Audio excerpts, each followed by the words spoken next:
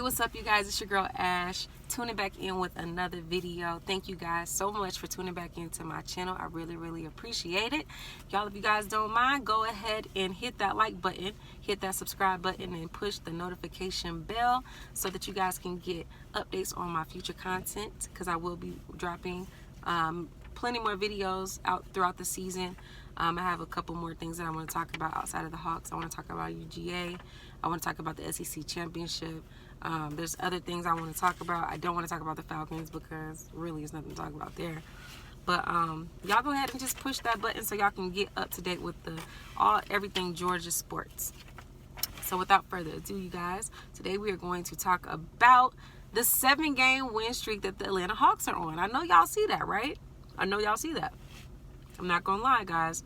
I was really worried at first. Like, I was so worried because I was like, we kind of had went on that losing streak. We weren't looking right. Capella was looking really slow. It just looked like we was just a step behind, and a lot of those games too, we were up.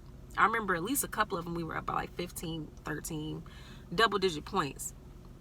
And somehow we ended up losing the game. And so I'm just kind of like, okay, well, these are winnable games. We're just not closing it out. But it wasn't like, it was like you could tell that the team wasn't performing their best. So it was like, okay, cool, but how long are we going to be on this losing streak? Because these other teams are stepping up. Like the Bulls, I'm not worried about the Heat, but whatever. The Heat, Charlotte, they look good. Of course, you got the Nets, they look really good. Philly's still looking good. Milwaukee, you got to respect the defending champs. And I forget the other teams, but Boston, I'm not worried about Boston either. But you see what I'm saying? Like, we can't just be losing a lot of games because the East is a little tighter than it's been in a while. Like, it's looking really good on the East. Washington, that's the other team. Washington looks good. And so, yeah, we got to win as many games as we can. I understand it's early and things like that.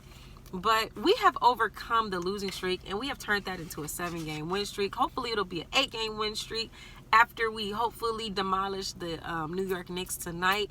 I'm so excited about that game because the Knicks, y'all know the Knicks was acting real tough last year. And what my boy Capella said, we're going to send you packing. And what we do, we sent them packing. So I feel like the Knicks, we kind of created a rivalry with them in the playoffs. So I'm always excited to see us play the Knicks. I feel like we're going to get their best effort, and I think they're going to get our best effort.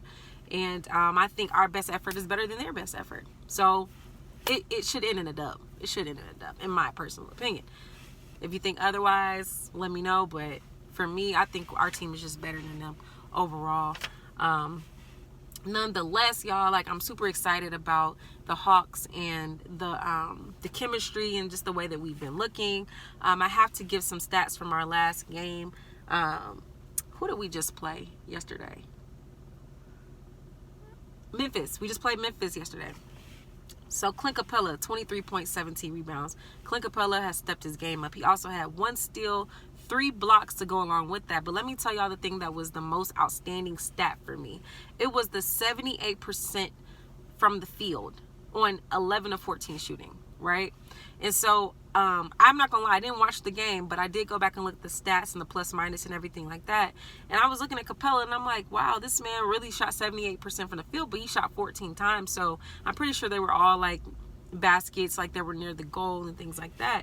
But 11 of 14 is 78%. We'll take that. And he had 23 points. I mean, you don't even look for Clint Capella to be a scorer on this team. But with him being our second leading scorer, it makes sense why we blew that team out by 30 points, 32 points. So shout out to Clint Capella. He's playing really well. Of course, Trae Young, he had 31 points, 10 assists. Again, another thing that stood out to me was the 75% efficiency on 12 of 16. And I think he was 3 of 4 from 3. So that, I mean, if our efficiency is going to be this high from like our main guys, you're not going to beat us, right? So, yeah, shout out to Trae. He did his thing. Then we got my boy John Collins. John Collins had a great game. 21 points, 8 rebounds, 8 of 11 shooting, 72% from the field. They all combined over 70%. So it's probably, with them 3 alone, it's like 70-something percent, 76%. I mean, you on like, and that's like over 30 shots, and that's like 70-something percent. So like, you can't beat that. Like, that is going to win you more games than it's going to lose you. So shout out to them. And then overall, we're 58% from the field as a team and 48% from the 3-point line. That'll do it. That'll win you some games, y'all. That'll win you some games. And I'm telling you right now, like, if we continue to go at this pace and we continue to grow and we continue to share the ball and play team basketball and, like, lean on each other, depend on each other, develop our chemistry, develop some of the youth, I would like to see some of the rookies start getting in. I would like to see Jalen and Sharif get in a little more, even though I know, like, DeLon and all of them are there, but the superior talent, in my opinion, is Sharif. He has been playing in the G League, and I understand, like, they have to develop him. Like, he can't just sit there, because when his number's called, you don't want him to be cold. But I would like to see him and Jalen start getting minutes. I'd prefer to see Jalen over Solomon Hill, just being completely honest. And another switch that I would like to see is I would like to see the starting lineup look like this. Trae Young at the 1. I would like the 2 to be Kevin Huerter. I would like the 3 to be Cam Reddish. I would like the 4 to be John Collins. And I would like the 5 to be Clint Capella. Off your bench, then you would have Bogey coming off the bench. Hunter, when he comes back, he has to start off coming off the bench. And then have Gallo coming off the bench. And then whatever else, I mean, Lou Williams. And then whatever else, like, you want to do with DeLon and, like, Dang and all of that. But I would like to see the switch between Cam and Bogey.